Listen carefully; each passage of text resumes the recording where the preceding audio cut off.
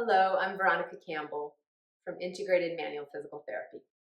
I wanted to show a tool that you can use to help manage pelvic floor tension. So this is the soft spiky ball, so you want to use a soft one. It's great to use for people that have pelvic floor issues, pre-delivery, to really help that whole pelvic floor have pliability and give so that the ischial tuberosities and the hip bones can spread for delivery. If you're a cyclist and you're having a difficult time sitting on your bike seat, maybe feeling asymmetrical, this can help work with imbalances there. So what you want to do is put this on what's called the central tendon, or the spot between the rectum and the vaginal opening, or rectum and the male genitals. So you're going to put that into that spot and kind of lift yourself up until you find that place.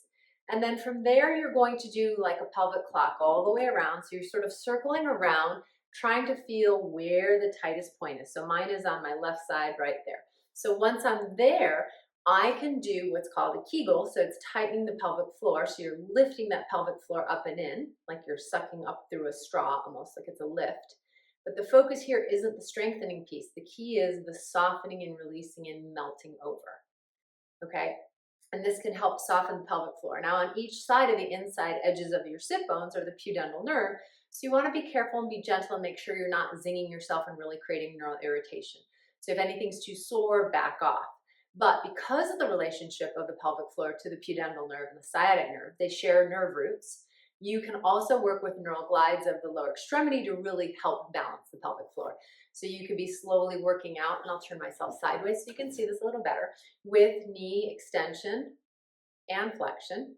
So we're working the sciatic nerve and nerve glides that affects the pudendal as well. You can play with that in flexion. You can play with that in extension as you do this. So I could do this. Extension's a little more aggressive for me. Flexion, I have a little more slack.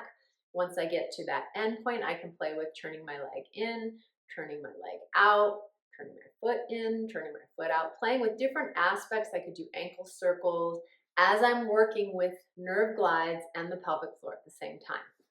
So this can be really great to help open up that whole pelvic floor, again, for symmetry, balance, and biking, labor delivery, all of those things. So if you have any questions regarding that, feel free to reach out. And if you have any other questions, you can also reach out to your healthcare practitioners. Thanks.